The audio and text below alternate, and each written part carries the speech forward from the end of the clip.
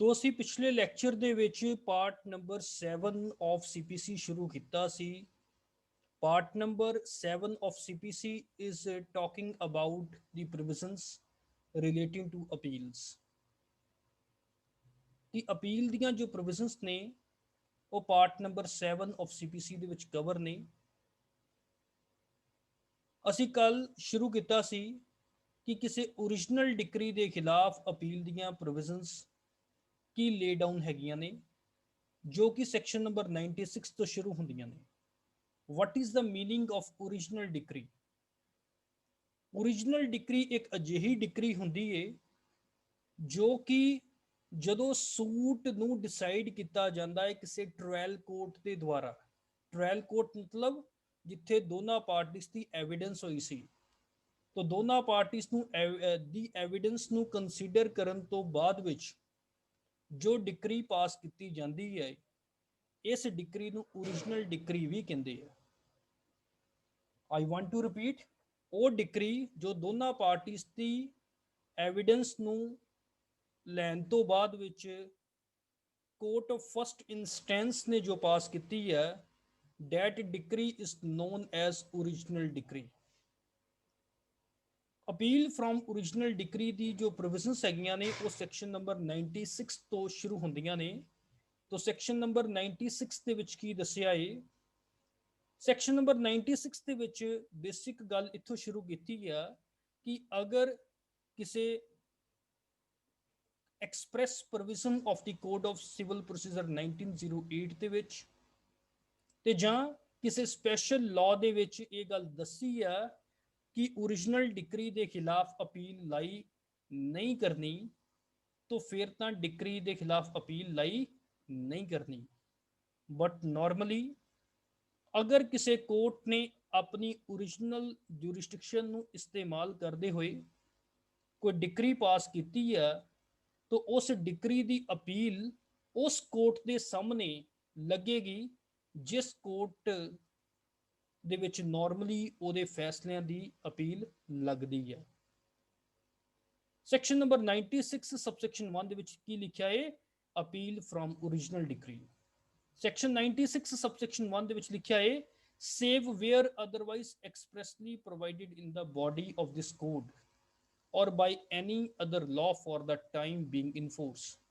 ਜੇ ਤਾਂ code of civil procedure 1908 ਦੀ ਬੋਡੀ ਦੇ ਵਿੱਚ ਕੋਈ ਅਦਰਵਾਈਜ਼ ਐਕਸਪ੍ਰੈਸ ਪ੍ਰੋਵੀਜ਼ਨ ਦੱਸੀ ਹੈ ਜਿਹਦੇ ਵਿੱਚ ਇਹ ਦੱਸਿਆ ਕਿ ਅਪੀਲ ਓਰੀਜਨਲ ਡਿਕਰੀ ਦੇ ਖਿਲਾਫ ਲਾਈ ਨਹੀਂ ਕਰਨੀ, ਤਾਂ ਫਿਰ ਨਹੀਂ ਕਰੇਗੀ।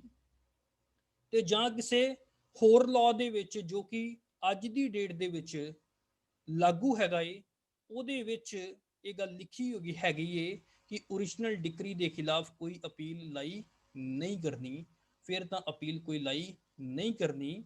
But normally N appeal shell ਲਾਈ from every decree passed by any court exercising original jurisdiction to the court authorized to hear appeal from the decision of such court। तो इत्थों ये गल क्लैरीफाई ਹੁੰਦੀ ਹੈ ਕਿ ਰਾਈਟ ਟੂ ਅਪੀਲ ਸਾਡਾ ਇੱਕ ਇਨਹੈਰੈਂਟ ਰਾਈਟ ਹੈਗਾ ਏ ਜੋ ਕਿ ਸਾਨੂੰ ਮਿਲਿਆ ਹੀ ਹੈਗਾ ਏ, ਕਿਉਂਕਿ ਇੱਕ ਅਪੀਲ ਹਮੇਸ਼ਾ ਲਾਈ ਹੋਊਗੀ ਓਰੀਜਨਲ ਡਿਕਰੀ ਦੇ ਖਿਲਾਫ। ਬਟ ਅਗਰ ਉਸ ਰਾਈਟ ਨੂੰ ਕਟੇਲ ਕਰਨਾ ਹੈ then there must be express provision for that। ਅਗਰ ਉਸ ਰਾਈਟ ਨੂੰ ਖਤਮ ਕਰਨਾ ਹੈ, ਓਰੀਜਨਲ ਡਿਕਰੀ ਦੇ ਖਿਲਾਫ ਅਪੀਲ ਦੀ ਪ੍ਰੋਵੀਜ਼ਨ ਨੂੰ ਖਤਮ ਕਰਨਾ ਹੈ, ਤਾਂ ਉਸ ਦੇ ਲਈ ਇੱਕ ਐਕਸਪ੍ਰੈਸ ਪ੍ਰੋਵੀਜ਼ਨ ਜਾਂ ਤਾਂ ਕੋਡ ਆਫ ਸਿਵਲ ਪ੍ਰੋਸੀਜਰ 1908 ਦੇ ਵਿੱਚ ਹੋਣੀ ਚਾਹੀਦੀ ਹੈ ਤੇ ਜਾਂ ਕਿਸੇ ਹੋਰ ਸਪੈਸ਼ਲ ਲਾਅ ਦੇ ਵਿੱਚ ਹੋਣੀ ਚਾਹੀਦੀ ਹੈ। ਅਗਰ ਓਰੀਜਨਲ ਡਿਕਰੀ ਦੇ ਖਿਲਾਫ ਉੱਥੇ ਅਪੀਲ ਮਨਾ ਨਹੀਂ ਕੀਤੀ ਹੋਈ, ਇਹਦਾ ਮਤਲਬ ਇਹ ਹੈਗੀ ਆ ਕਿ ਉਸ ਓਰੀਜਨਲ ਡਿਕਰੀ ਦੇ ਖਿਲਾਫ ਹਮੇਸ਼ਾ ਅਪੀਲ ਲਾਈ ਹੋਏਗੀ। ਸੈਕਸ਼ਨ ਨੰਬਰ 96 ਸਬਸੈਕਸ਼ਨ 2 ਦੇ ਵਿੱਚ ਇਹ ਵੀ ਗੱਲ ਕਲੈਰੀਫਾਈ ਕਰ ਦਿੱਤੀ ਕਿ ਈਵਨ ਇੱਕ ਓਰੀਜਨਲ ਡਿਕਰੀ ਅਗਰ ਐਕਸ ਪਾਰਟੀ ਵੀ ਪਾਸ ਕੀਤੀ ਗਈ ਹੈ, ਐਕਸ ਪਾਰਟੀ ਦਾ ਮਤਲਬ ਕੀ ਹੈ ਕਿ ਅਗਰ ਕਿਸੇ ਜੁਡੀਸ਼ੀਅਲ ਪ੍ਰੋਸੀਡਿੰਗ ਜੋ ਕਿ ਸਿਵਲ ਪ੍ਰੋਸੀਡਿੰਗਸ ਨੇ, ਅਗਰ ਉਹਦੇ ਵਿੱਚ ਡਿਫੈਂਡੈਂਟ ਪੇਸ਼ ਨਹੀਂ ਹੋਇਆ, ਤਾਂ ਪਲੇਂਟਿਫ ਦੀ ਗੱਲ ਸੁਣ ਕੇ ਹੀ ਜੋ ਡਿਕਰੀ ਪਾਸ ਕੀਤੀ ਜਾਂਦੀ ਹੈ, that is called ex parte decree। तो ओरिजिनल डिक्री जो कि एक्स पार्टी पास की जाती है ਉਹਦੇ खिलाफ भी अपील लाई ਹੁੰਦੀ है। You can file the appeal even against an original decree which is passed ex parte। पर एक गल बड़ी इंपॉर्टेंट है कि अगर कोई decree with the consent of parties pass की जाती है तो उस डिक्री के खिलाफ कोई अपील लाई नहीं करती। That no appeal shall lie from a decree which is passed by the court with the consent of the parties। तो that decree is also called consent decree। Section 96 subsection 4 ਦੇ ਵਿੱਚ ਅਸੀਂ ਇਹ ਪੜ੍ਹਿਆ ਕਿ ਅਗਰ ਕੋਈ ਕੋਰਟ ਆਫ ਸਮਾਲ ਕਾਜ਼ਸ ਦੇ ਦੁਆਰਾ ਕੋਈ ਡਿਕਰੀ ਪਾਸ ਕੀਤੀ ਜਾਂਦੀ ਹੈ ਤੇ ਉਹਦੇ ਵਿੱਚ ਅਗਰ ਅਮਾਉਂਟ 10000 ਜਾਂ 10000 ਤੋਂ ਥੱਲੇ ਹੈਗੀ ਹੈ ਤੇ ਕੋਈ ਡਿਕਰੀ ਦੇ ਖਿਲਾਫ ਅਪੀਲ ਫਾਈਲ ਨਹੀਂ ਹੋ ਸਕਦੀ। ਪਰ ਅਗਰ ਉਸ ਕੇਸ ਦੇ ਵਿੱਚ ਵੀ ਕੋਈ ਕੁਐਸਚਨ ਆਫ ਲਾਅ ਇਨਵੋਲਵ ਹੈਗਾ ਏ ਤੇ ਡਿਕਰੀ ਦੇ ਖਿਲਾਫ ਅਪੀਲ ਫਾਈਲ ਹੋ ਸਕਦੀ ਏ ਚਾਹੇ ਅਮਾਉਂਟ 10000 ਜਾਂ 10000 ਤੋਂ ਥੱਲੇ ਹੀ ਕਿਉਂ ਨਹੀਂ ਹੈਗੀ। So I want to repeat section number 96 once again।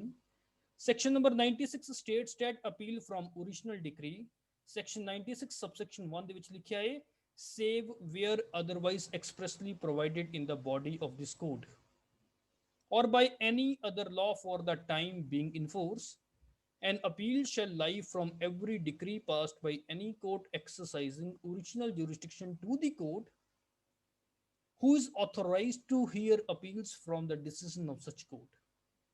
Section number 96 subsection 2 ਦੇ ਵਿੱਚ ਦੱਸਿਆ ਹੈ an appeal may lie, appeal lie ਹੋ ਸਕਦੀ ਹੈ from an original decree which is passed ex parte। Section number 96 subsection 3 ਦੇ ਵਿੱਚ ਦੱਸਿਆ ਹੈ that no appeal shall lie, ਕੋਈ ਅਪੀਲ ਲਾਈ ਨਹੀਂ ਹੋਏਗੀ ਉਸ ਡਿਕਰੀ ਤੋਂ from a decree which is passed by the court, ਜੋ ਕਿ ਪਾਸ ਉਸ ਕੋਰਟ ਦੇ ਦੁਆਰਾ ਕੀਤੀ ਗਈ ਆ ਜਿਹਦੇ ਵਿੱਚ ਦੋਨਾਂ ਪਾਰਟੀਆਂ ਦੀ ਰਜਾਮੰਦੀ ਹੈਗੀ ਸੀ, ਕੰਸੈਂਟ ਹੈਗੀ ਸੀ। No appeal shall lie from a decree passed by the court with the consent of parties।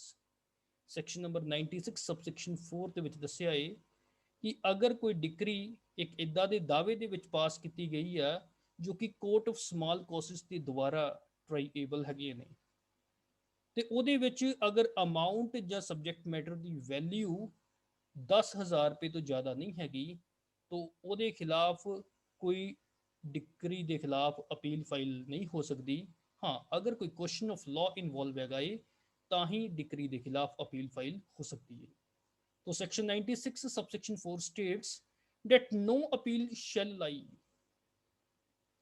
except on a question of law from a decree in any suit of the nature cognizable by courts of small causes when the amount or value, ਜਦੋਂ amount ਜਾਂ value of the subject matter of the original suit does not exceed 10,000 rupees। Section number 97 states that appeal from final decree where no appeal from preliminary decree।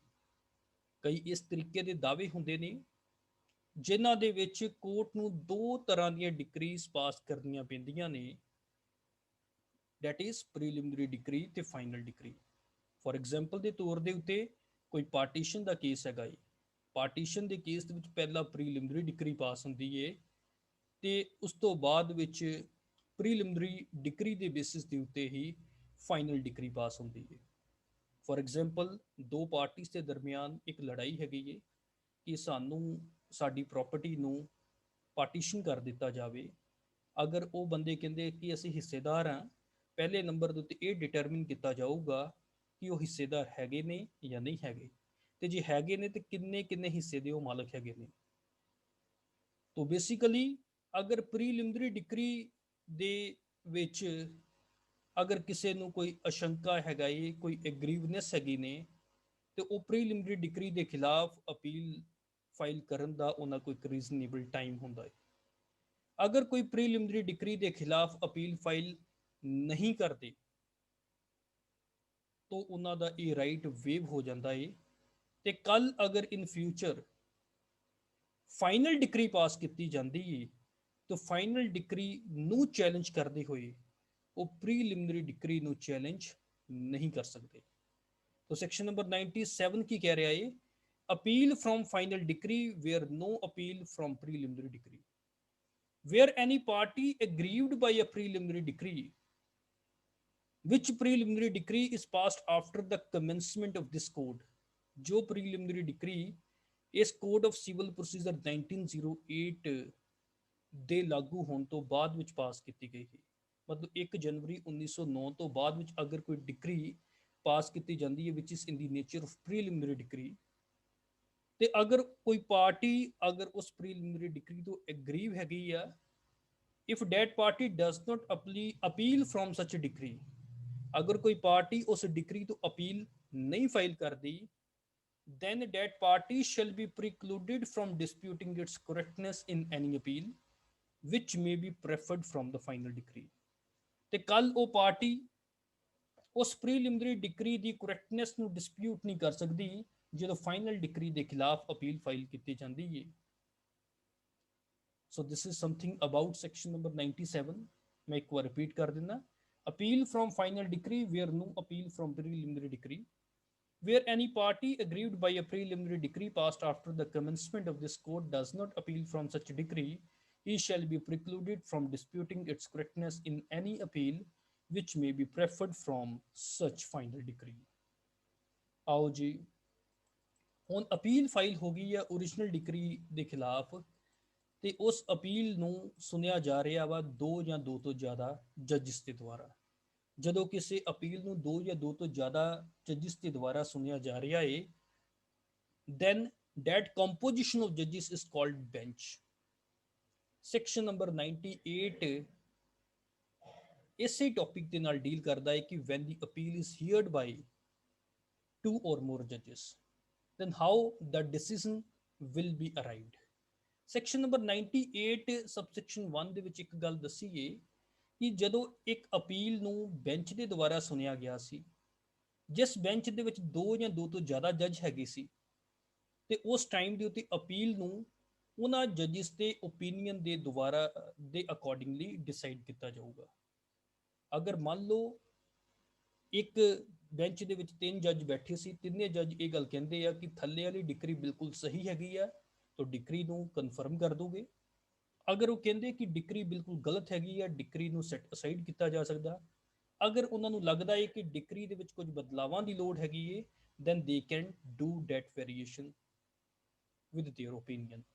ਪਰ ਅਗਰ ਮੰਨ ਲਓ ਉਹਨਾਂ ਜੱਜਿਸ ਦੇ opinion ਇੱਕ ਦੂਜੇ ਤੋਂ ਵੱਖਰੇ ਨੇ ਪਰ ਇੱਕ ਮੈਜੋਰਿਟੀ ਬਣੀ ਹੋਈ ਹੈ ਉਸ ਜੱਜਾਂ ਦੇ ਫੈਸਲੇ ਦੇ ਵਿੱਚ ਫੋਰ ਐਗਜ਼ਾਮਪਲ 3 ਜੱਜ ਹੈਗੇ ਸੀ 2 ਜੱਜ ਉਸ ਡਿਕਰੀ ਨੂੰ ਸੈਟ ਅਸਾਈਡ ਕਰਨ ਦੀ ਫੇਵਰ ਦੇ ਵਿੱਚ ਹੈਗੀ ਹੈ ਤੇ ਇੱਕ ਜੱਜ ਉਸ ਡਿਕਰੀ ਨੂੰ ਸੈਟ ਅਸਾਈਡ ਕਰਨ ਦੀ ਫੇਵਰ ਦੇ ਵਿੱਚ ਨਹੀਂ ਹੈਗਾ ਤਾਂ ਫਿਰ ਜੋ ਮੈਜੋਰਿਟੀ ਫੈਸਲਾ ਕਰੇਗੀ ਉਸ ਮੈਜੋਰਿਟੀ ਫੈਸਲੇ ਨੂੰ ਮੰਨਿਆ ਜਾਣਾ ਹੈਗਾ ਹੈ। This is the law which is contained in section 98 subsection 1।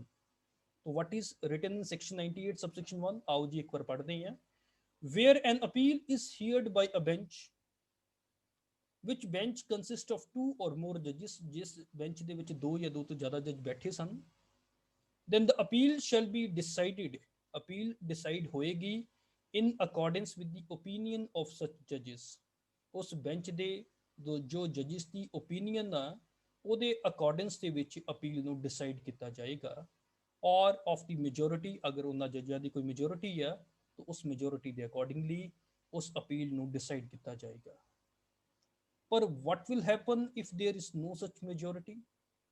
ਅਗਰ ਮੰਨ ਲਓ ਉਸ ਅਪੀਲ ਨੂੰ ਇੱਕ ਬੈਂਚ ਦੇ ਦੁਆਰਾ ਸੁਣਿਆ ਗਿਆ ਪਰ ਕੋਈ ਮੈਜੋਰਿਟੀ ਨਹੀਂ ਆਈ ਜਿਹਦੇ ਵਿੱਚ ਜਜਮੈਂਟ ਨੂੰ ਵੈਰੀ ਕਰਨ ਦਾ ਜਾਂ ਰਿਵਰਸ ਕਰਨ ਦਾ ਮਤਲਬ ਕਿਆ ਹੋਵੇ ਇਹਦਾ ਮਤਲਬ ਕੀ ਹੈ ਇਹਦਾ ਮਤਲਬ ਆ ਕਿ ਥੱਲੇ ਵਾਲੀ ਡਿਕਰੀ ਹੀ ਕਨਫਰਮ ਹੋ ਗਈ ਕਿਉਂਕਿ ਜਦੋਂ ਕਿਸੇ ਮੈਜੋਰਿਟੀ ਨੇ ਕਿਹਾ ਹੀ ਨਹੀਂ ਕਿ ਜਜਮੈਂਟ ਨੂੰ ਵੈਰੀ ਕੀਤਾ ਜਾਵੇ ਜਾਂ ਜਜਮੈਂਟ ਨੂੰ ਰਿਵਰਸ ਕੀਤਾ ਜਾਵੇ ਇਹਦਾ ਮਤਲਬ ਕੀ ਹੈ कि जो नीचे वाली डिक्री है बिल्कुल ठीक हैगी है तो नीचे वाली डिक्री की हो जाएगी कन्फर्म हो जाएगी पक्की हो जाएगी। सैक्शन 98 सबसेक्शन 2 ਦੇ ਵਿੱਚ ਦੱਸਿਆ ਹੈ where there is no such majority which concurs in a judgment varying or reversing the decree appealed from such a decree shall be confirmed। ਪਰ ਇੱਕ ਸ਼ਰਤ ਹੈਗੀ ਆ provided at where the bench hearing the appeal is composed of two or other even number of judges belonging to a court consisting of more judges than those constituting the bench। ਹੁਣ ਇਹਦੇ ਵਿੱਚ ਇਹ ਗੱਲ ਦੱਸਿਆ ਕਿ ਅਗਰ ਮੰਨ ਲਓ ਕਿਸੇ ਅਪੀਲ ਨੂੰ ਦੋ ਜਾਂ ਅਦਰ ਈਵਨ ਨੰਬਰ ਆਫ ਜੱਜਿਸ ਦੇ ਦੁਆਰਾ ਸੁਣਿਆ ਗਿਆ ਜਿਹਦੇ ਵਿੱਚ ਮੈਜੋਰਿਟੀ ਨਹੀਂ ਬਣੀ। ਈਵਨ ਨੰਬਰ ਕੀ ਹੁੰਦੇ ਆ 2 4 6 8 ਇਸ ਤਰੀਕੇ ਨਾਲ ਜੱਜਿਸ ਦੀ ਕੰਪੋਜੀਸ਼ਨ ਸੀ, ਜਾਂ 2 ਸੀ ਜਾਂ 4 ਸੀ ਜਾਂ 6 ਸੀ, ਉਸ ਕਰਕੇ ਮੈਜੋਰਿਟੀ ਨਹੀਂ ਆ ਪਾਈ। ਮੰਨ ਲਓ ਫੋਰ ਐਗਜ਼ਾਮਪਲ ਅਗਰ 4 ਸੀ ਤੇ ਦੋ ਦੋ ਵੱਖਰੇ ਵੱਖਰੇ ਹੋ ਗਏ। ਐਂਡ ਦੀ ਜੱਜਿਸ composing the bench differ in opinion on a point of law. ਤੇ ਜੋ ਜੱਜਿਸ ਹੈਗੇ ਆ ਜਿਸ ਨੇ ਇਹ ਬੈਂਚ ਨੂੰ ਕੰਪੋਜ਼ ਕੀਤਾ ਸੀ ਉਹ ਕਿਸੇ ਪੁਆਇੰਟ ਆਫ ਲਾਅ ਦੇ ਉੱਤੇ ਡਿਫਰ ਆ। ਮਤਲਬ ਇੱਕ ਅਗਰ ਜੱਜ ਪੂਰਬ ਵਾਲੇ ਪਾਸੇ ਜਾਣ ਡੇ ਤੇ ਦੂਜੇ ਜੱਜ ਪੱਛਮ ਵਾਲੇ ਪਾਸੇ ਜਾਣ ਡੇ ਆ, ਦੋਨਾਂ ਦਾ ਇੱਕ ਦੂਜੇ ਤੋਂ ਓਪੀਨੀਅਨ ਕਿਸੇ ਪੁਆਇੰਟ ਆਫ ਲਾਅ ਦੇ ਉੱਤੇ, ਡੈਟ ਇਜ਼ ਵੈਰੀ ਇੰਪੋਰਟੈਂਟ, ਕਿਸੇ ਪੁਆਇੰਟ ਆਫ ਲਾਅ ਦੇ ਉੱਤੇ ਉਹਨਾਂ ਦਾ ਓਪੀਨੀਅਨ ਇੱਕ ਦੂਜੇ ਤੋਂ ਡਿਫਰ ਆ। ਮੈਂ ਪੁਆਇੰਟ ਆਫ ਲਾਅ ਕਹਿਣ ਡਿਆ, ਪੁਆਇੰਟ ਆਫ ਫੈਕਟ ਨਹੀਂ ਕਹਿਣ ਡਿਆ। ਅਗਰ ਪੁਆਇੰਟ ਆਫ ਲਾਅ ਦੇ ਉੱਤੇ ਉਹਨਾਂ ਦਾ ਓਪੀਨੀਅਨ ਇੱਕ ਦੂਜੇ ਤੋਂ ਵੱਖਰਾ ਹੈਗਾ ਵਾ, they may state the point of law upon which they differ, ਤੇ ਉਹ ਉਸ ਟਾਈਮ ਦੇ ਉੱਤੇ ਕੀ ਕਰ ਸਕਦੇ, ਉਸ ਪੁਆਇੰਟ ਆਫ ਲਾਅ ਨੂੰ ਉਹ ਇੱਕ ਸਟੇਟਮੈਂਟ ਦੇ ਰੂਪ ਦੇ ਵਿੱਚ ਸਟੇਟ ਕਰ ਸਕਦੇ ਆ ਜਿਹਦੇ ਉੱਤੇ ਉਹਨਾਂ ਦੀ ਜੋ ਵੇਰੀਏਸ਼ਨ ਆਣ ਡਈ ਹੈ, ਜੋ ਡਿਫਰੈਂਸ ਆਣ ਡਿਆ ਵਾ। And the appeal shall then be heard upon that point only, ਉਸੇ ਪੁਆਇੰਟ ਆਫ ਲਾਅ ਦੇ ਉੱਤੇ ਉਸ ਅਪੀਲ ਨੂੰ ਸੁਣਿਆ ਜਾਏਗਾ ਬਾਈ ਵਨ ਔਰ ਮੋਰ ਆਫ ਅਦਰ ਜਜਿਸ, ਤੇ ਉਸੇ ਪੁਆਇੰਟ ਆਫ ਲਾਅ ਦੇ ਉੱਤੇ ਇੱਕ ਜਾਂ ਇੱਕ ਤੋਂ ਜ਼ਿਆਦਾ ਜੱਜਿਸ ਦੇ ਦੁਆਰਾ ਉਸ ਅਪੀਲ ਨੂੰ ਦੁਬਾਰਾ ਸੁਣਿਆ ਜਾਏਗਾ। And such point shall be decided according to the opinion of majority if any of the judges who have heard the appeal, including those who first heard it। ਤੇ ਉਸ ਤੋਂ ਬਾਅਦ ਵਿੱਚ ਅਗਰ ਕੱਲ ਇਨ ਫਿਊਚਰ ਉਸ ਪੁਆਇੰਟ ਆਫ ਲਾਅ ਦੇ ਉੱਤੇ ਕੋਈ ਮੈਜੋਰਿਟੀ ਫਾਰਮ ਹੁੰਦੀ ਆ, ਤਾਂ ਇਸ ਮੈਜੋਰਿਟੀ ਦੇ ਵਿੱਚ ਪੁਰਾਣੇ ਜੱਜ ਤੇ ਨਵੇਂ ਜੱਜ ਦੋਨਾਂ ਨੂੰ ਮਿਲਾ ਕੇ ਜੋ ਮੈਜੋਰਿਟੀ ਬਣੇਗੀ ਇਹਦੇ ਅਕੋਰਡਿੰਗਲੀ ਉਸ ਪੁਆਇੰਟ ਆਫ ਲਾਅ ਨੂੰ ਡਿਸਾਈਡ ਕੀਤਾ ਜਾਏਗਾ। ਸੈਕਸ਼ਨ 98 ਸਬਸੈਕਸ਼ਨ 3 ਦੇ ਵਿੱਚ ਇਹ ਗੱਲ ਦੱਸ ਦਿੱਤੀ ਗਈ ਹੈ ਕਿ ਸੈਕਸ਼ਨ 98 ਸਬਸੈਕਸ਼ਨ 2 ਦੇ ਵਿੱਚ ਜਾਂ 1 ਦੇ ਵਿੱਚ ਜਿਹੜੀਆਂ ਗੱਲਾਂ ਲਿਖੀਆਂ ਨੇ ਉਹ ਕਿਸੇ ਹਾਈ ਕੋਰਟ ਤੇ ਅਗਰ ਲੇਟੈਂਟ ਪੇਟੈਂਟ ਲਾਅ ਹੈਗੇ ਆ, ਲੇਟੈਂਟ ਪੇਟੈਂਟ ਲਾਅ ਦੀ ਕਿਸੇ ਪ੍ਰੋਵੀਜ਼ਨ ਨੂੰ ਪ੍ਰਭਾਵਿਤ ਨਹੀਂ ਕਰੂਗੀ। ਠੀਕ ਹੈ, ਕਹਿਣ ਦਾ ਮਤਲਬ ਆ ਲੇਟਰ ਪੇਟੈਂਟ ਦਾ ਮਤਲਬ ਕੀ ਆ ਕਿ ਅਗਰ ਇੱਕ ਹਾਈ ਕੋਰਟ ਦੇ ਵਿੱਚ ਇੱਕ ਸਿੰਗਲ ਜੱਜ ਨੇ ਕਿਸੇ ਅਪੀਲ ਨੂੰ ਸੁਣਿਆ ਤੇ ਉਸ ਤੋਂ ਬਾਅਦ ਵਿੱਚ ਉਹਦੀ ਅਪੀਲ ਕਿਹਦੇ ਕੋਲ ਲੱਗਦੀ ਹੈ, ਇੱਕ ਬੈਂਚ ਦੇ ਕੋਲ ਲੱਗਦੀ ਹੈ। ਹਰ ਹਾਈ ਕੋਰਟ ਦੇ ਆਪਣੇ ਆਪਣੇ ਲੇਟਰ ਪੇਟੈਂਟ ਲਾਅ ਹੈਗੇ ਨੇ। ਤਾਂ ਕਹਿਣ ਦਾ ਮਤਲਬ ਸੈਕਸ਼ਨ 98 ਦੇ ਵਿੱਚ ਕੁਝ ਵੀ ਜੋ ਲਿਖਿਆ ਹੈ ਉਹ ਕਿਸੇ ਹਾਈ ਕੋਰਟ ਦੇ ਆਪਣੇ ਲੇਟਰ ਪੇਟੈਂਟ ਲਾਅ ਦੀ ਪ੍ਰੋਵੀਜ਼ਨ ਨੂੰ ਅਲਟਰ ਨਹੀਂ ਕਰ ਸਕਦੇ, ਅਫੈਕਟ ਨਹੀਂ ਕਰ ਸਕਦੇ। Nothing in this section shall be deemed to alter or otherwise affect any provision of the later patent of any high court। मैं इस section 98 ਨੂੰ ਦੁਬਾਰਾ ਰਿਪੀਟ ਕਰਨਾ ਚਾਹੂੰਗਾ। Decision where appeal heard by two or more judges। section 98 subsection 1 ਦੇ ਵਿੱਚ ਦੱਸਿਆ ਹੈ where an appeal is heard by a bench of two or more judges, ਜਦੋਂ ਕਿਸੇ ਅਪੀਲ ਨੂੰ ਇੱਕ ਬੈਂਚ ਦੇ ਦੁਆਰਾ ਸੁਣਿਆ ਗਿਆ ਹੈ ਜਿਹਦੇ ਵਿੱਚ ਦੋ ਜਾਂ ਦੋ ਤੋਂ ਜ਼ਿਆਦਾ ਜੱਜਿਸ ਹੈਗੇ ਸੀ, then the appeal shall be decided in accordance with the opinion of such judges or of the majority if any of such judges। section 98 subsection 2 ਦੇ ਵਿੱਚ ਦੱਸਿਆ ਹੈ where there is no such majority, ਅਗਰ ਇਦਾਂ ਦੀ majority ਨਹੀਂ ਆਂਦੀ which concurs in a judgment varying or reversing the decree appealed from, such decree shall be confirmed। provided that where the bench hearing the appeal is composed of two or other even number of judges, ਅਗਰ bench ਜੋ appeal ਸੁਣਦਾ ਪਿਆ ਹੈ ਉਹਦੇ ਵਿੱਚ ਦੋ ਜਾਂ other even number of ਜੱਜਿਸ ਬੈਠੇ ਨੇ belonging to a court consisting of more judges than those constituting the bench, and the judges composing the bench differ in opinion on a point of law, ਤੇ ਜੋ ਜੱਜ ਹੈਗੇ ਨੇ ਜੋ ਉਸ bench ਦੇ ਵਿੱਚ ਬੈਠੇ ਨੇ ਉਹ ਕਿਸੇ ਪੁਆਇੰਟ ਆਫ ਲਾਅ ਦੇ ਉੱਤੇ ਇੱਕ ਦੂਜੇ ਤੋਂ ਵੱਖਰੇ ਨੇ। then they may state the point of law upon which they differ, and the appeal shall then be heard upon that point of law only, ਸਿਰਫ ਉਸੇ point of law ਦੇ ਉੱਤੇ ਉਸ ਅਪੀਲ ਨੂੰ ਸੁਣਿਆ ਜਾਏਗਾ by one or more of the other judges, ਉਸ point of law ਨੂੰ decide ਕੀਤਾ ਜਾਊਗਾ according to the opinion of the majority, ਅਗਰ majority ਆ ਜਾਂਦੀ ਆ of the judges who have heard the appeal, ਜਿਨ੍ਹਾਂ ਨੇ ਹੁਣ ਦੁਬਾਰਾ ਅਪੀਲ ਨੂੰ ਸੁਣਿਆ including those who first heard it, ਤੇ ਉਹਦੇ ਵਿੱਚ ਉਹ ਸਾਰੇ ਜੱਜਸ ਵੀ ਆਉਗੇ ਜਿਨ੍ਹਾਂ ਨੇ ਇਸ ਅਪੀਲ ਨੂੰ ਪਹਿਲਾਂ ਸੁਣਿਆ ਸੀ। ਸੈਕਸ਼ਨ 98 ਸਬਸੈਕਸ਼ਨ 3 ਦੇ ਵਿੱਚ ਦੱਸਿਆ ਹੈ, ਨਥਿੰਗ ਇਨ ਦਿਸ ਸੈਕਸ਼ਨ ਨੰਬਰ 98 ਦੀ ਕੋਈ ਵੀ ਪ੍ਰੋਵੀਜ਼ਨ ਜਿਹਦੇ ਵਿੱਚ ਬੈਂਚ ਦੇ ਦੁਆਰਾ ਸੁਣਨ ਦੇ ਬਾਰੇ ਦੱਸਿਆ ਹੈ, shall be deemed to alter or otherwise affect any provision of the later patent of any high court. So this is something about section number 98. आओ जी section number 99 ਦੀ ਗੱਲ ਕਰਦੇ ਹਾਂ। section number 99 ਕੀ ਕਹਿ ਰਿਹਾ ਹੈ, no decree to be reversed or modified for error or irregularity not affecting the merits or jurisdiction। ਮੰਨ ਲਓ ਇੱਕ ਸੂਟ ਦੇ ਵਿੱਚ ਡਿਕਰੀ ਪਾਸ ਹੋਈ, ਡਿਕਰੀ ਪ੍ਰੋਪਰਲੀ ਉਸ ਕੋਰਟ ਦੇ ਦੁਆਰਾ ਪਾਸ ਕੀਤੀ ਗਈ ਜਿਸ ਕੋਰਟ ਦੇ ਕੋਲ ਉਹ ਡਿਕਰੀ ਪਾਸ ਕਰਨ ਦੀ ਜੂਰਿਸਡਿਕਸ਼ਨ ਸੀ। ਇਹਦਾ ਮਤਲਬ ਜੂਰਿਸਡਿਕਸ਼ਨ ਕੋਰਟ ਦੇ ਕੋਲ ਹੈਗੀ ਸੀ। There is not any problem in relation to the jurisdiction of the court. Court ਨੇ ਉਸ ਡਿਕਰੀ ਨੂੰ ਮੈਰਿਟਸ ਦੇ ਉੱਤੇ ਹੀ ਪਾਸ ਕੀਤਾ ਹੈ, ਦੋਨਾਂ ਪਾਰਟੀਆਂ ਨੂੰ ਸੁਣ ਕੇ ਹੀ ਪਾਸ ਕੀਤਾ ਹੈ। ਕੀ ਉਹ ਡਿਕਰੀ ਰਿਵਰਸ ਹੋ ਸਕਦੀ ਹੈ? ਕਿ ਉਹ ਡਿਕਰੀ ਖਤਮ ਹੋ ਸਕਦੀ ਹੈ? ਕਿ ਉਸ ਡਿਕਰੀ ਨੂੰ ਸਬਸਟੈਂਸ਼ੀਅਲ ਲੈਵਲ ਦੇ ਉੱਤੇ ਬਦਲਿਆ ਜਾ ਸਕਦਾ ਹੈ? ਕਿ ਉਸ ਡਿਕਰੀ ਨੂੰ ਵਾਪਸ ਭੇਜਿਆ ਜਾ ਸਕਦਾ ਹੈ? ਸਿਰਫ ਇਸ ਗੱਲ ਦੇ ਉੱਤੇ ਕਿ ਪਾਰਟੀਆਂ ਨੂੰ ਗਲਤ ਤਰੀਕੇ ਦੇ ਨਾਲ ਜੁਆਇਨ ਕੀਤਾ ਗਿਆ ਸੀ ਤੇ ਜਾਂ ਕਿਸੇ ਜ਼ਰੂਰੀ ਪਾਰਟੀ ਨੂੰ ਨੌਨ ਜ਼ਰੂਰੀ ਨਹੀਂ, ਆਪਾਂ ਕਹਿ ਸਕਦੇ ਪ੍ਰੋਪਰ ਪਾਰਟੀ ਨੂੰ ਜੁਆਇਨ ਨਹੀਂ ਸੀ ਕੀਤਾ ਗਿਆ, ਜਾਂ ਕਾਜ਼ ਆਫ ਐਕਸ਼ਨ ਦਾ ਮਿਸ ਜੁਆਇੰਡਰ ਔਰ ਨੌਨ ਜੁਆਇੰਡਰ ਸੀ, ਤੇ ਜਾਂ ਕੋਈ ਟਾਈਪੋਗ੍ਰਾਫਿਕਲ ਐਰਰ ਰਹਿ ਗਿਆ, ਤੇ ਜਾਂ ਕੋਈ ਪ੍ਰੋਸੀਡਿੰਗਸ ਦੇ ਵਿੱਚ ਕੋਈ ਡਿਫੈਕਟ ਆ ਗਿਆ ਜਾਂ ਇਰੈਗੂਲਰਿਟੀ ਆ ਗਈ। ਆਨਸਰ ਹੈਗਾ ਨਹੀਂ। ਸੈਕਸ਼ਨ ਨੰਬਰ 99 ਕਹਿੰਦੇ ਆ ਕਿ ਨੋ ਡਿਕਰੀ ਟੂ ਬੀ ਰਿਵਰਸਡ, ਕੋਈ ਡਿਕਰੀ ਅਸੀਂ ਰਿਵਰਸ ਨਹੀਂ ਕਰ ਸਕਦੇ, ਕੋਈ ਡਿਕਰੀ ਨੂੰ ਅਸੀਂ ਮੋਡੀਫਾਈਡ ਨਹੀਂ ਕਰ ਸਕਦੇ, ਸਿਰਫ ਕਿਸੇ ਐਰਰ ਜਾਂ ਇਰੈਗੂਲਰਿਟੀ ਦੇ ਕਰਕੇ, ਜੋ ਐਰਰ ਜਾਂ ਇਰੈਗੂਲਰਿਟੀ ਕੇਸ ਦੀ ਮੈਰਿਟਸ ਨੂੰ ਪ੍ਰਭਾਵਿਤ ਨਹੀਂ ਕਰਦੇ, ਕੋਰਟ ਦੀ ਜੂਰਿਸਡਿਕਸ਼ਨ ਨੂੰ ਪ੍ਰਭਾਵਿਤ ਨਹੀਂ ਕਰਦੇ। ਤਾਂ ਕੀ ਲਿਖਿਆ ਹੈ ਜੀ, ਨੋ ਡਿਕਰੀ ਸ਼ੈਲ ਬੀ ਰਿਵਰਸਡ ਔਰ ਸਬਸਟੈਂਸ਼ੀਅਲੀ ਵੈਰੀਡ, ਕੋਈ ਵੀ ਡਿਕਰੀ ਉਨੀ ਦੇਰ ਤੱਕ ਰਿਵਰਸ ਨਹੀਂ ਕੀਤੀ ਜਾ ਸਕਦੀ ਜਾਂ ਉਨੀ ਦੇਰ ਤੱਕ ਸਬਸਟੈਂਸ਼ੀਅਲੀ ਵੈਰੀ ਨਹੀਂ ਕੀਤੀ ਜਾ ਸਕਦੀ, ਚੇਂਜ ਨਹੀਂ ਕੀਤੀ ਜਾ ਸਕਦੀ। ਨੌਰ ਸ਼ੈਲ ਐਨੀ ਕੇਸ ਬੀ ਰਿਮਾਂਡਡ, ਨਾ ਹੀ ਕੋਈ ਕੇਸ ਵਾਪਸ ਭੇਜਿਆ ਜਾ ਸਕਦਾ ਹੈ ਸਬ ਆਰਡੀਨੇਟ ਕੋਰਟ ਨੂੰ ਕਿ ਦੁਬਾਰਾ ਇਹਨੂੰ ਸੁਣਿਆ ਜਾਵੇ। ਇਨ appeal on account of any misjoinder or non-joinder of parties. What is the meaning of misjoinder or non-joinder of parties? Misjoinder of parties ਦਾ ਮਤਲਬ ਇਹ ਆ ਕਿ ਅਗਰ ਕਿਸੇ ਪਾਰਟੀ ਨੂੰ ਕੇਸ ਵਿੱਚ ਇੰਪਲੀਡ ਕੀਤਾ ਜਿਹਦੀ ਲੋੜ ਨਹੀਂ ਸੀ ਹੈਗੀ, ਨੌਨ ਜੁਆਇੰਡਰ ਦੇ ਵਿੱਚ ਕੀ that is a case of misjoinder of parties। ਤੇ ਨੌਨ ਜੁਆਇੰਡਰ ਆਫ ਪਾਰਟੀਜ਼ ਦਾ ਮਤਲਬ ਕੀ ਆ ਕਿ ਅਗਰ ਕਿਸੇ ਪਾਰਟੀ ਨੂੰ ਕੇਸ ਦੇ ਵਿੱਚ ਪਾਰਟੀ ਤਾਂ ਹੋਣਾ ਚਾਹੀਦਾ ਹੈ ਬਟ ਉਹਨੂੰ ਜੁਆਇਨ ਨਹੀਂ ਕੀਤਾ, that is a case of non joinder। तो मिस जॉइंडर और नॉन जॉइंडर ऑफ पार्टीज ਦੇ ਬੇਸਿਸ ਦੇ ਉੱਤੇ ਜਾਂ ਮਿਸ ਜॉइंडर और non joinder of causes of action ਦੇ ਬੇਸਿਸ ਦੇ ਉੱਤੇ ਕਿਸੇ ਡਿਕਰੀ ਨੂੰ ਰਿਵਰਸ ਨਹੀਂ ਕੀਤਾ ਜਾ ਸਕਦਾ, ਬਦਲਿਆ ਨਹੀਂ ਜਾ ਸਕਦਾ, ਨਾ ਹੀ ਵਾਪਸ ਰਿਮਾਂਡ ਕੀਤਾ ਜਾ ਸਕਦਾ ਹੈ, ਤੇ ਨਾ ਹੀ ਕਿਸੇ ਐਰਰ ਜਾਂ ਡਿਫੈਕਟ ਜਾਂ ਇਰੈਗੂਲਰਿਟੀ ਦੇ ਕਰਕੇ ਉਸ ਡਿਕਰੀ ਨੂੰ ਰਿਵਰਸ ਨਹੀਂ ਕੀਤਾ ਜਾ ਸਕਦਾ, ਵੈਰੀ ਨਹੀਂ ਕੀਤਾ ਜਾ ਸਕਦਾ, ਨਾ ਹੀ ਰਿਮਾਂਡਡ ਬੈਕ ਕੀਤਾ ਜਾ ਸਕਦਾ।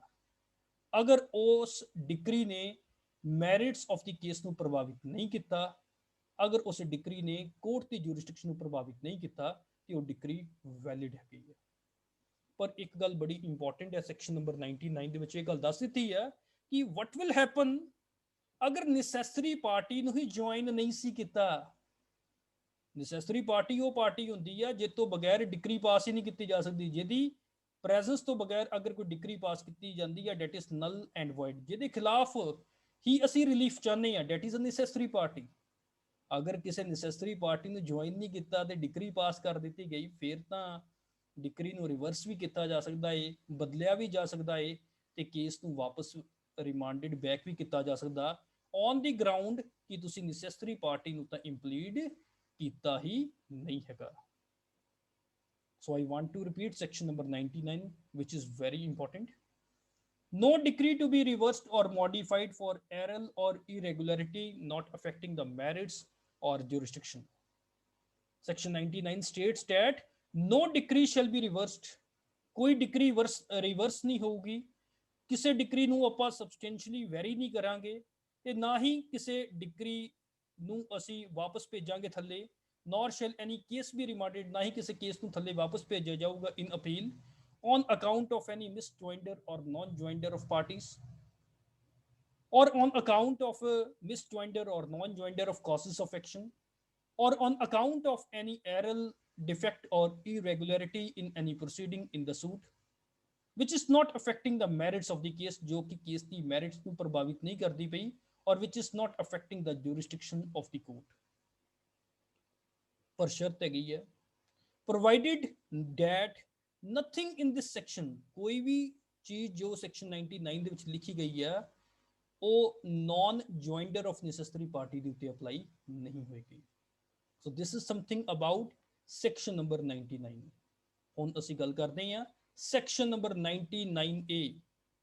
ਜੋ section number 99A ਹੈਗਾ ਏ, it has been inserted in CPC in the year 1976, 1976 ਦੇ ਵਿੱਚ 99A ਇਨਸਰਟ ਕੀਤਾ ਗਿਆ ਸੀ। तो ये 1 फरवरी 1977 ਤੋਂ ਲਾਗੂ ਹੈਗਾ ਏ। तो ਇਹਦੇ ਵਿੱਚ ਕੀ ਦੱਸਿਆ ਗਿਆ ਏ ਕਿ ਅਗਰ ਕੋਈ ਆਰਡਰ ਸੈਕਸ਼ਨ ਨੰਬਰ 47 ਦੇ ਵਿੱਚ ਪਾਸ ਕੀਤਾ ਜਾਂਦਾ ਏ, तो ਸੈਕਸ਼ਨ ਨੰਬਰ 47 ਅਸੀਂ ਕਿੱਥੇ ਪੜਿਆ ਸੀ?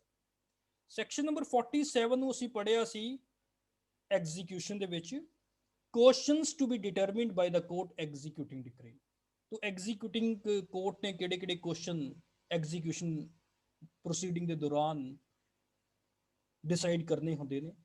तो ਕਹਿਣ ਦਾ ਮਤਲਬ ਆ ਕਿ ਅਗਰ ਐਗਜ਼ੀਕਿਊਟਿੰਗ ਕੋਰਟ ਨੇ ਕੋਈ ਸੈਕਸ਼ਨ 47 ਦੇ ਵਿੱਚ ਕੋਈ ਕੁਐਸਚਨ ਡਿਸਾਈਡ ਕੀਤਾ ਤੇ ਉਹਦੇ ਰਿਗਾਰਡਿੰਗਲੀ ਕੋਈ ਆਰਡਰ ਪਾਸ ਕੀਤਾ, ਤੇ ਸੈਕਸ਼ਨ ਨੰਬਰ 99 ਇਹ ਕਹਿ ਰਿਹਾ ਏ ਕਿ ਸੈਕਸ਼ਨ 47 ਦੇ ਵਿੱਚ ਅਗਰ ਕੋਈ ਆਰਡਰ ਪਾਸ ਕੀਤਾ ਏ ਉਸ ਨੂੰ ਰਿਵਰਸ ਨਹੀਂ ਕੀਤਾ ਜਾ ਸਕਦਾ, ਉਸ ਨੂੰ ਮੋਡੀਫਾਈ ਨਹੀਂ ਕੀਤਾ ਜਾ ਸਕਦਾ ਜਿੰਨੀ ਦੇਰ ਤੱਕ ਉਹ ਜੋ ਡਿਸੀਜਨ ਆ ਸੈਕਸ਼ਨ 47 ਦਾ ਜੋ ਪਾਸ ਕੀਤਾ ਗਿਆ ਏ ਉਹ ਪਾਰਟੀਜ਼ ਨੂੰ ਪ੍ਰੀਜੁਡੀਸ਼ਲੀ ਅਫੈਕਟ ਨਹੀਂ ਕਰਦਾ।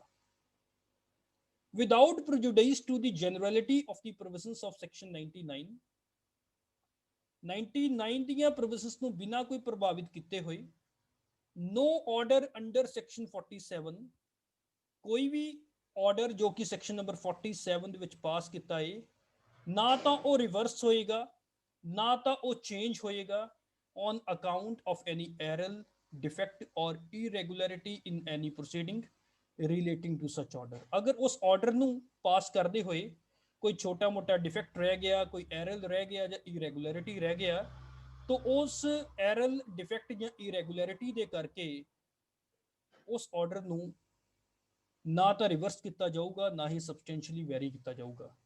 ਹਾਂ, ਅਗਰ ਉਹ ਐਰਰ ਡਿਫੈਕਟ ਜਾਂ ਇਰੈਗੂਲਰਿਟੀ ਡਿਸੀਜਨ ਆਫ ਦੀ ਕੇਸ ਨੂੰ ਪ੍ਰਭਾਵਿਤ ਕਰਦਾ ਪਿਆ ਏ, तो फिर उस एरर डिफेक्ट या इरेगुलरिटी के बेसिस के उत्ते उस ऑर्डर ਨੂੰ ਸੈਟ ਅਸਾਈਡ ਕੀਤਾ ਜਾ ਸਕਦਾ ਹੈ। So I want to repeat section 99A, no order under section 47 to be reversed or modified unless a decision of the case is prejudicially affected। तो ਕੀ ਲਿਖਿਆ ਹੈ ਜੀ 99A ਦੇ ਵਿੱਚ, without prejudice to the generality of the provisions of section 99, no order under section 47 shall be reversed, no order under section 47 shall be substantially varied on account of any error, on account of any defect or on account of any irregularity in any proceeding relating to such order, unless such error, defect or irregularity has prejudicially affected the decision of the case। So this is something about appeal from original decrees। ਅੱਜ ਇਸ lecture ਦੇ ਵਿੱਚ ਤਾਂ ਅਸੀਂ ਇੰਨੀ ਕੁ discussion ਕਰਾਂਗੇ। ਹੁਣ ਅਗਲੇ ਲੈਕਚਰ ਦੇ ਵਿੱਚ ਅਸੀਂ ਡਿਸਕਸ਼ਨ ਕਰਾਂਗੇ ਅਪੀਲ ਫਰੋਮ ਐਪੀਲੇਟ ਡਿਕਰੀ। ਐਪੀਲੇਟ ਡਿਕਰੀ ਦੇ ਖਿਲਾਫ ਅਪੀਲ ਕਿਸ ਤਰੀਕੇ ਨਾਲ ਫਾਈਲ ਹੁੰਦੀ ਏ ਤੇ ਜਾਂ ਉਹਦੇ ਰਿਗਾਰਡਿੰਗਲੀ ਕੀ ਪ੍ਰੋਵੀਜ਼ਨਸ ਹੈਗੀਆਂ ਨੇ, ਅਸੀਂ ਅਗਲੇ ਲੈਕਚਰ ਦੇ ਵਿੱਚ ਉਹਦੇ ਬਾਰੇ ਡਿਸਕਸ਼ਨ ਕਰਾਂਗੇ। ਤੋ ਅੱਜ ਇਸ ਲੈਕਚਰ ਦੇ ਵਿੱਚ ਨਹੀਂ ਬਹੁਤ ਹੈ। अगर किसी ने इस पॉइंट के उत्ते कोई क्लैरिफिकेशन मंगनी है तो वह पूछ सकते।